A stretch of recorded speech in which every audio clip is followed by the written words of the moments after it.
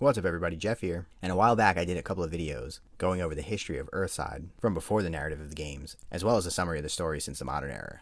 The missing piece to all that is what was going on in ancient Malifaux. So in this video, I'm going to take you through everything that happened from the Fae, through the Tyrant Wars, right up to the point where the humans come through the second breach. Now if you haven't checked out those other videos, definitely watch them after this, so you can get a better picture of what's going on. And stay tuned, because even though we're going to talk a lot about the Tyrants in this video, very soon I'm going to do a video specifically going over the 13 Tyrants and everything that they've gotten up to. I know a lot of people have been excited for that, and it's been a long time coming. So if you don't want to miss that, make sure you subscribe to the channel and give this video a like so that it'll get out in front of more people. There'll be a link to the Discord in the description, so if you want to chat about some of this stuff, then definitely feel free to hop in there, and don't forget to say hi. And if you really like what I'm doing, check out the Patreon that's also linked in the description. You can support the channel, and also get access to ad-free versions of the videos, polls to help me decide on upcoming content, along with a bunch of other rewards. And with that all out of the way, let's get into it. No one knows how the world of Malifaux began. All we have is legends and myths, passed down from generation to generation. What we do know is that the ancient inhabitants of Malifaux were known as the Fae, and as their people spread around the world, they grew up and changed forms to better suit their lifestyles. The Dryads were drawn to the forests, where their magic sprouted life, and soon their domain was full of a diversity of flora and fauna. The Gigants preferred to live in the mountains, as they enjoyed the cold and isolation. Despite their massive size, they had a calm temperament, and they had a natural ability to see fate that came to be called the Old Ways. The Sirens occupied the south and east, living in coastal and island cities. They were Malifaux's merchants and storytellers, and kept the other Fae connected, and some even began adapting to an aquatic lifestyle, delving beneath the sea. The Awa lived to the west, and built massive cities across the desert sands. They were masters of technology, and developed arcane engines and constructs, technology that soon spread among the other Fae. The Dreaming Ones occupied Malifaux City itself, and were the strangest of all the Fae. They spent time in the realm of dreams, a place that may have inspired the city itself. They also studied the stars and moons, and built astronomical devices to record data and assist their studies. The Keepers lived north of the Knotwoods, and it was their task to oversee the knowledge of extremely powerful magic. They studied the magical energies coursing through the world, and even began to understand the course of fate itself. Eventually, the Fae decided to come together and form a government. They called it the Autumn Court to remind themselves that even they could fade over time. They chose to elect a monarch, and after a long time spent deliberating and thinking, Titania, leader of the Coven of the Withered Rose, was chosen. The other Fae leaders pledged a portion of their power to her, and as a result, Titania was granted vision, the ability to sense things well beyond what others could see. Under her rulership, the Fae prospered for centuries, but eventually some of them became restless. A few decided to push the limits and delve into dark magic. Some of them sought to create new life, something that was seen as the pinnacle of power. 12 of them succeeded, and these 12 later became known as the Tyrants. Much of this created life died out, or was cast aside by its makers, but what remained became known as the Nephilim. Soon the Tyrants' power rivaled even the Autumn Courts, and many across the world chose to break their loyalty to the court and follow the Tyrants, who promised them a life of freedom and indulgence. The Tyrants soon claimed huge swaths of Malifaux, and began casting out their old traditions. They used the Nephilim as their pawns and playthings, and began waging battles and spreading chaos.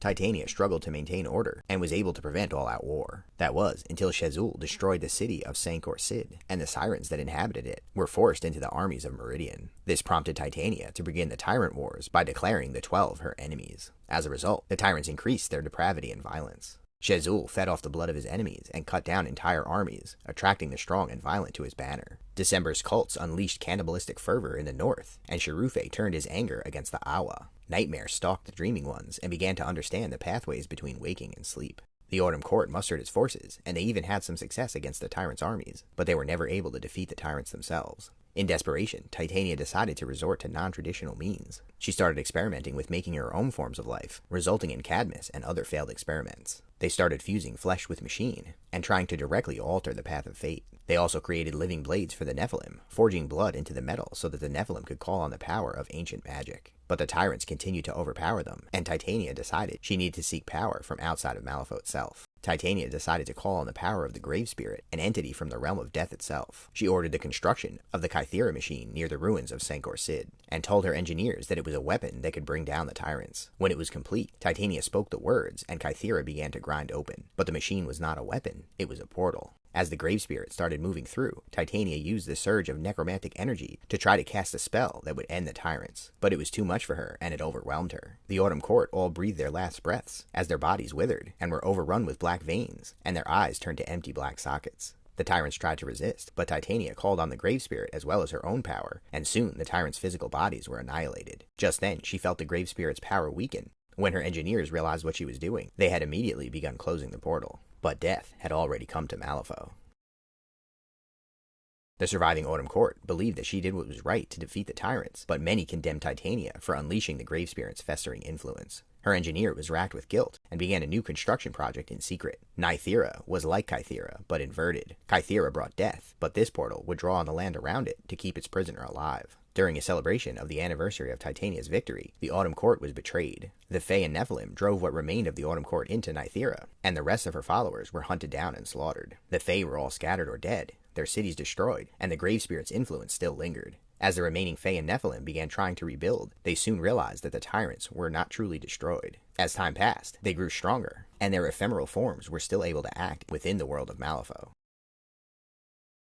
Titania's jailers stepped up and began calling themselves the Kytheran Council. They started working on ways to imprison the Tyrants so that they could not build up their power, regain their physical forms, and eventually fully ascend. They created machines such as the Talos engines, but the Tyrants proved too powerful for them. Then, an old voice chimed in to help. Many were reluctant to accept help from an entity that had so much in common with the Tyrants, but the Council knew that they had to act by any means necessary, including accepting help from this nameless being. Nameless told the Council to construct prisons using the very magic that the Tyrants called on in order to bind them effectively. If the Tyrants wanted to destroy these prisons, they would have to risk losing much of their own power in the process. When Meridian was successfully trapped, the other Tyrants became cautious. Then Cherufe began burning Malifaux indiscriminately, and some of the other Tyrants secretly cooperated with the Council to stop him. Nameless forged 13 relic hammers, and they were used to nail in the etheric nails of his prison, the Red Cage. He was declared too dangerous to keep in Malifaux, so they constructed a clockwork mechanism that acted as a winch to raise his cage into the sky, where his flames had no power. Several of the Tyrants fled, and slowly the last few were trapped. The Kytheran Council then noticed that Nameless had grown so powerful she could be considered a tyrant as well. They turned on her, and her physical form was sealed away. All of the 13 were gone, and their few remaining Fae left, leaving this dying world to the Nephilim.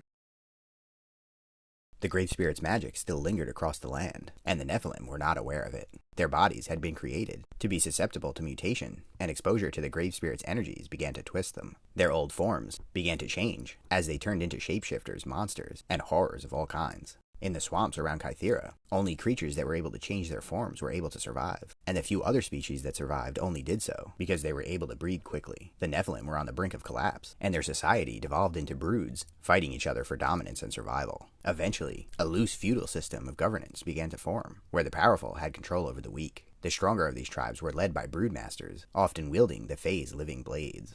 Some of the true Nephilim split off and were isolated, eventually changing and becoming the Woes and the Mimics. Others happened upon naturally occurring breaches and traveled to Earth. In spite of the efforts of the Kytheran Council, the Tyrants continued to stir. As the Nephilim fought each other and searched Malifaux for any advantage they could gain, a shaman stumbled across the prison of the tyrant Shazul. He was released and immediately destroyed the shaman, and soon began cutting his way through the Nephilim's broods. He grew stronger with each death, feeding on their blood and violence. Among the Nephilim, a leader emerged, the broodmaster Lorelei. She used her influence to convince the other Nephilim that Shazul couldn't be defeated in battle. She had a solution, but it would require a great sacrifice. With the help of the gigant Euripides and Valona the astronomer, she organized a ritual. 14 shamans completed their sacrifice, and the red blood coursing through all the Nephilim turned to a corrosive black ichor. This starved Shazul of his power, and he rapidly began losing strength. Rather than wait to be imprisoned again, he threw himself across the dimensions to Earth. The Black Blood ritual had changed the Nephilim from their old form, the true Nephilim, to something new. None of the true Nephilim remained. They were now all Woes, Mimics, or Black Bloods, with few exceptions. The Black Bloods decided to continue using the name Nephilim, and despite the devastation that was wrought on them, Lorelei had brought her disparate people together, and they had won.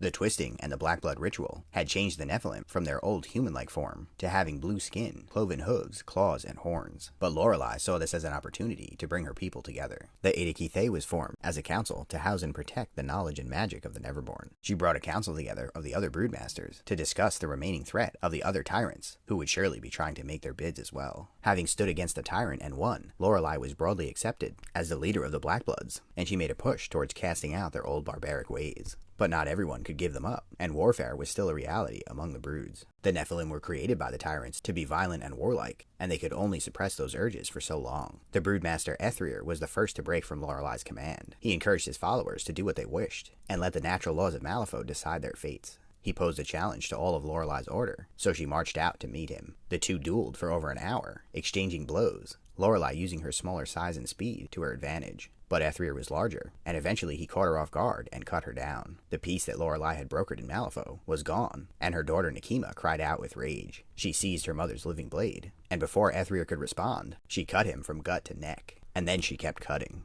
After the woman calmed down, she slowly realized what had actually happened. Living blades were bound to the blood of their wielders, and in several centuries, no Nephilim had ever been able to wield a living blade not bound to their blood and survive. The shamans decreed that the weapon accepted Nekima. She was now a broodmaster, like her sister Lilith. Nekima renamed her blade in honor of her fallen mother, and returned to the Knotwoods to begin planning. As the broodmasters fought in the power vacuum, trying to claim land and followers, Nekima was among them, and she was particularly aggressive. Her sister Lilith watched in disgust, knowing that Nekima was going directly against what their mother would have wanted. The sisters drifted apart, and Lilith carefully plotted, manipulating Nekima's enemies, and gaining more and more allies. Nekima's impatience kept growing, and the schism would have led to a full-scale civil war, if not for the breach opening.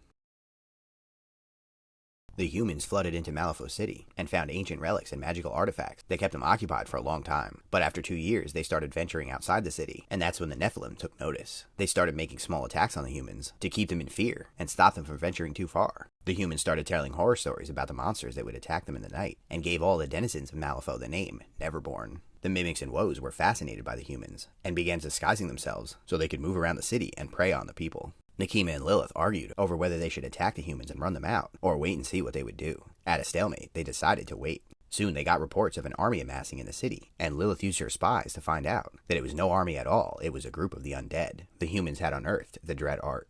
Lilith tried to raise an army of the Nephilim to go put down the undead, but her followers were fearful of necromancy, and so they refused. She decided she'd need to go alone, and so she had the Aediki Fae bind her into the form of a human woman. With her help, the humans were able to defeat the necromancer, but the damage was already done. The dread art had been resurrected. The Nephilim became worried about what other horrors the humans might unleash, so they began making efforts to protect the Tyrant's prisons. Right under their noses, the green soulstone that housed the Gorgon was stolen from its altar in the bayou. Then, a group of mages went to the 10 Peaks and evaded the Nephilim under the cover of snow. They accidentally let December out, and he took an avatar and marched on the city. The Nephilim captains, Nekima, Lilith, Castor, and Ithana, brought their forces to the city to fight off December, but they were unable to stop him. He made it to the breach and began feeding off its energies, and there was little they could do until Kenshiro showed up. He used his legendary blade, which contained Shazul, to strike a mortal blow to December's avatar. Just before it died, it flung the sword back through the breach to Earth. The sisters agreed that the humans needed to be kicked out of Malifaux for good. A witch named Zoraida came forward with a plan. She would sacrifice a specific human to close the breach for 100 years. But after that, they must allow it to open, as the humans would play a major role in defeating the tyrants.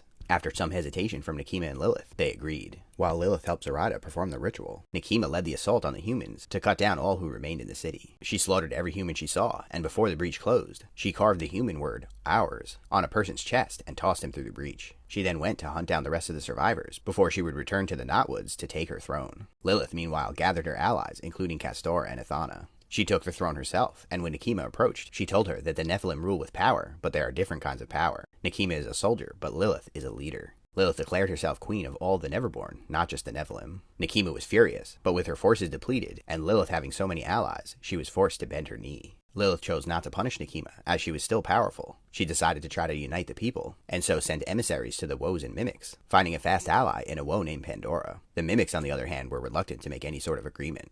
There was still violence, and Lilith struggled to truly unite her people. Some did not approve of her rule, and it was only the threat of the tyrants and the humans' return that prevented them from moving against her. Then, just as Zoraida had promised, after 100 years, the breach reopened. And that gets us right back to the point where the humans come back through the breach, and the narrative of the games picks up. If you want to know what was going on Earthside through all this time, then check out the video linked up in the cards. And if you'd like to see what happens from here on out, then I have another video summarizing all the major events from the books. Make sure you're subscribed because you want to stay tuned. We touched on the Tyrants quite a bit in this video, but coming up I'm going to do a video specifically on the Tyrants, explaining what their involvement was in the Tyrant Wars, and what they've been up to ever since. Spoilers, it's nothing good. If you like this kind of stuff, then make sure you like and subscribe, and consider coming over to the Discord so you can hang out with us and chat a bit more. And if you really want to support the channel, then check out the Patreon linked in the description, because you can get videos like this early, without ads and plugs, participate in polls about what's coming up on the channel, and a bunch of other rewards. On that note, huge thanks to the Extremely Cool Kids tier on Patreon, the Steam Powered Scoundrels, Dogmatize, and Biclops Gladiator Games, and thanks for watching.